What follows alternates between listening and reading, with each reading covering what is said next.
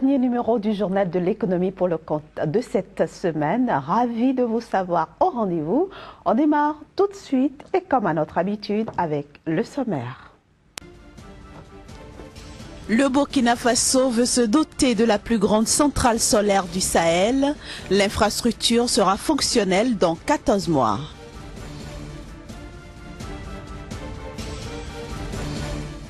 Le phénomène de la corruption plombe la croissance économique des États africains.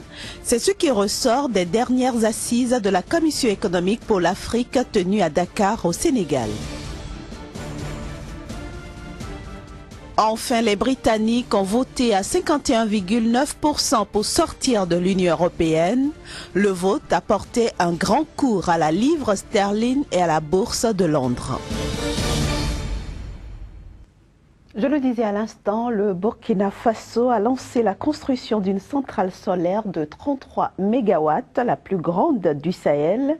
Le projet qui va se concrétiser dans 14 mois vient à point nommé dans ce pays où l'électricité demeure une denrée rare pour la population, notamment 80% de cette population.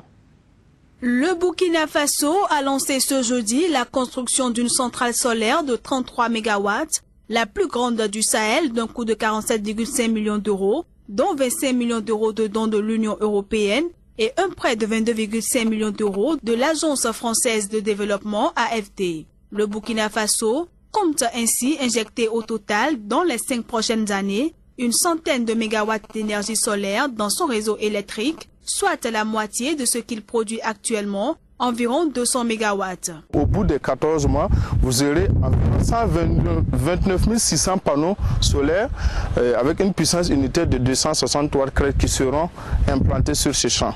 En plus de cela, vous allez avoir des équipements techniques qui permettront de transformer l'énergie issue des panneaux solaires en courant ondulé et élevé pour qu'on puisse injecter sur le poste des Actuli que vous voyez à côté. Selon les autorités burkinabées, la centrale dans le village de Zaktouli, près de la capitale Ouagadougou, nécessitera la pose de 129 600 panneaux solaires étalés sur une superficie totale de 60 hectares et sera ainsi la plus grande jamais construite dans le Sahel lors de sa mise en service dans 14 mois.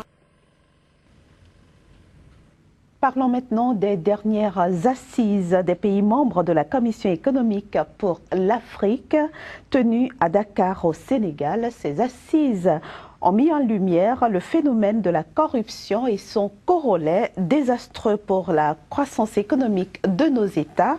L'absence d'une réelle volonté politique a été indexée comme l'un des facteurs motivant la généralisation du fléau au niveau de tous les secteurs d'activité, en l'occurrence les secteurs les plus vitaux. Plus de précision dans ce reportage signé de notre correspondant à Dakar, Tchèque Berté. Les sorties financières illicites en provenance de l'Afrique sont estimées à beaucoup plus de 50 milliards de dollars selon la Commission économique pour l'Afrique. Cette structure, dont le siège se trouve à Addis Abeba en Éthiopie, peint un tableau alarmant du continent et explique que les 50 milliards représentent une estimation très basse. Mais nous sommes en même temps très conscients que les données n'existent pas suffisamment et que même lorsqu'on la mesure, cette corruption, on ne peut pas aujourd'hui, nous n'avons pas encore les moyens de la mesurer sur toutes ses composantes. Dans son rapport 2015, Transparency International avait pointé du doigt la montée de la corruption en Afrique, qui est le continent le plus touché par ces fléaux avec l'Asie. Pour combattre des malversations financières, beaucoup de pays africains ont adopté ces dernières années des mesures anticorruption qui se sont dans la majorité des cas révélées inefficaces. Il y a un décalage entre ce que disent les présidents, on va combattre, et la réalité. Parce que tant que c'est des gens qui les concernent, qui sont proches d'eux, ou qui peuvent leur être utiles politiquement, ils ferment les yeux. Ils ferment les yeux. Ils ne laissent pas la loi s'appliquer. Oui, et voilà, c'est ça la réalité. Le mal continue de ronger les économies africaines, où la police et la justice sont cités comme étant les secteurs publics les plus corrompus. D'autres secteurs s'ajoutent également à cette liste. Ce sont les services d'état civil, l'école, les hôpitaux publics et les utilitaires, qui sont l'eau, l'électricité et les fournisseurs de gaz. Intéressons-nous maintenant à la société de transformation alimentaire qui connaît un succès fulgurant au Niger avec Plompinote. Il s'agit d'une pâte d'arachide pour des enfants en situation de malnutrition critique. L'entreprise qui, à ses débuts en 2001, comptait 4 personnes et produisait de manière artisanale des farines alimentaires a pris une dimension industrielle depuis 2005 avec un impressionnant chiffre d'affaires annuel estimé à 6 milliards de francs CFA. Ensemble, découvrons cette entreprise avec Emmanuel Crépy. Plompinote, une pâte d'arachide qui contient des éléments dont a besoin un enfant en situation de malnutrition critique pour retrouver une bonne santé. Un aliment riche en protéines, en énergie, en vitamines, en fer, en tout cas tous les éléments nécessaires pour le bon développement du malnutri. Le Plompinote est aujourd'hui fabriqué localement dans la zone industrielle de Niamey par la société de transformation alimentaire STA. Le pays étant en proie à des crises alimentaires et humanitaires à répétition, les agences onusiennes ont donc un besoin crucial de vivres et font appel à la STA pour son Plompinote. Nous avons estimé sur 2015, l'année 2015, avoir pu aider à ramener des enfants de problèmes nutritionnels assez critiques à peu près 270 000 enfants qu'on a pu aider à sauver de la malnutrition, voire quelquefois à des pertes de vie. Créée en 2001, la STA produisait à ses débuts de manière artisanale des farines alimentaires. L'entreprise comptait alors 4 personnes qui actionnaient le moulin à la main. Mais en 2005, elle a changé de dimension avec une énième crise alimentaire au Niger pour se lancer dans la fabrication du Plompinote. On pourrait même rêver un jour de pouvoir non seulement avoir toutes les matières premières disponibles localement, mais également qu'elles puissent être produites localement. Parce qu'on aura plus d'un impact, on aura plusieurs impacts sur la filière et dans la dynamisation des chaînes agricoles ou des chaînes avicoles, et en même temps dans la réduction des coûts et puis de la production de quelque chose qui est totalement fabriqué chez nous. La STA est une entreprise privée dont le capital appartient pour 2 tiers à des Nigériens et pour 1 tiers à la société française Nutri-7 qui a inventé le Plompinote et transféré sa technologie à Niamey. Aujourd'hui, la STA réalise un chiffre d'affaires annuel de 6 milliards de francs CFA et emploie 115 personnes, auxquelles il faut ajouter 200 saisonniers et les effets induits dans la filière arachide, principal composant de son produit phare. L'usine de transformation produit chaque jour 27 tonnes de pâtes.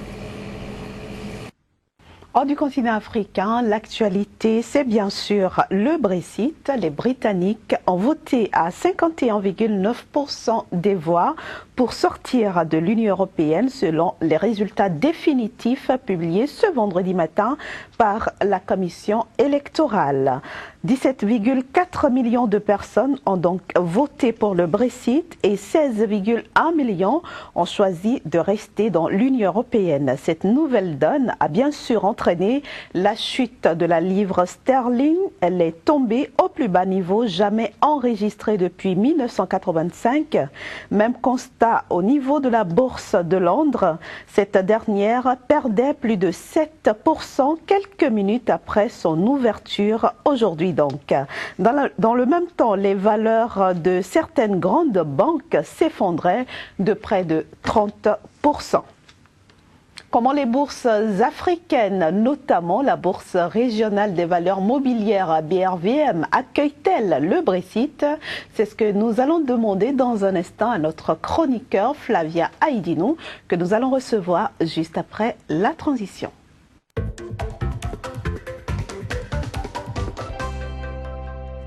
Flavien Aïdinou, bonjour. Bonjour Inès. Vous êtes consultant en bourse, conseiller en investissement. Bienvenue sur ce plateau. C'est un plaisir de vous recevoir tous les vendredis. Vous savez que le plaisir est toujours partagé. Alors, comment est-ce que la BRVM a-t-elle réagi au Brexit? Y a-t-il un impact, oui ou non? Bon, en fait, il faut dire que le marché hier a clôturé. Et lorsque nous avons fait un peu le point dans la semaine, c'est un peu dans le rouge, mais il faut attendre la clôture donc du marché ce soir pour voir quelles sont donc les implications, étant entendu que nous avons plusieurs sociétés qui sont cotées à la bourse, qui sont donc en fait des filiales de multinationales françaises et européennes. Donc il va y avoir bien entendu un effet d'entraînement, peut-être pas sur le court terme, mais peut-être sur le moyen et le long terme. Voilà. Alors quels sont les événements marquants cette semaine au niveau de la Bourse régionale des valeurs mobilières? Alors on va dire qu'il y a l'État du Sénégal qui a lancé un emprunt public, un emprunt obligataire, donc qu'on appelle le Soukouk, qui est un emprunt en fait de la banque islamique, donc qui est une obligation islamique qui offre une opportunité de placement à travers des pas de fonds communs de titrisation de créances, offrant donc une marge de profit de 6% net, qui va être sur une durée de 10 ans, mais payable avec 2 ans donc de différé. Et il faut dire que c'est payable avec une imbrication donc du capital et des intérêts en même temps.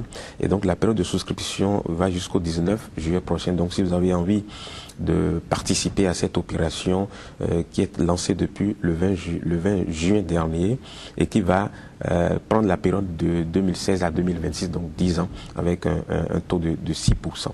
Alors deuxièmement, nous avons parlé beaucoup de Vivo Énergie ici, qui est donc la société qui distribue les produits Shell.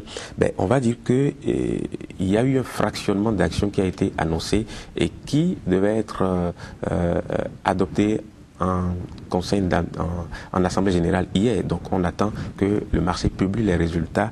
Mais il faut dire que le fractionnement d'actions qu'on appelle le split, c'est en fait augmenter le nombre d'actions, mais avec les prix qui diminuent pour donner la possibilité à ceux qui n'avaient pas la capacité d'acheter de le faire maintenant.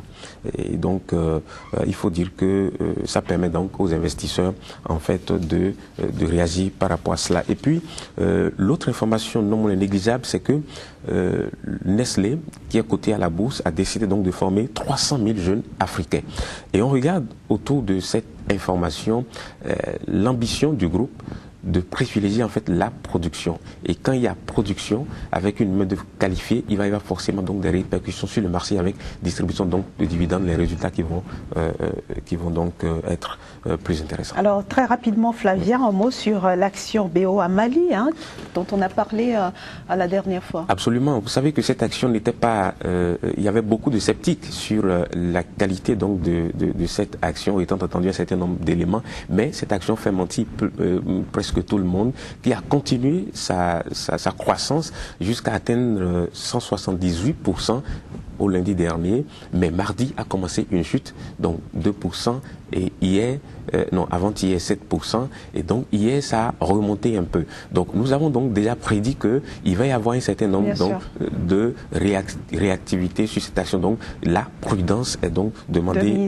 à ce niveau, et donc le comportement de l'investisseur, c'est donc de regarder pour voir qu'est-ce qui va se passer, avoir des informations pour pouvoir anticiper sur ce qui va se passer sur cette action. Et pour finir, Flavien, très rapidement aussi, les titres à surveiller de près la semaine prochaine. Alors hier, il a été donc publié sur le marché que la société de caoutchouc de Grand Berby, qui a réalisé un bénéfice net de 30,91% en 2011, et malgré la chute du caoutchouc, la chute de 7%, et donc il y a un bénéfice assez intéressant, la diminution des charges. Donc c'est une action qui a le vent en poupe et qui va donner des appétits les jours à venir. Il y a aussi Vivo Énergie qui effectivement va avoir le split, mais il y a des incertitudes autour, donc il faut avoir de la prudence aussi à ce niveau. Merci beaucoup Flavien Aïdinou. Nous sommes déjà malheureusement à la fin de cette émission. Merci d'être venu éclairer notre lanterne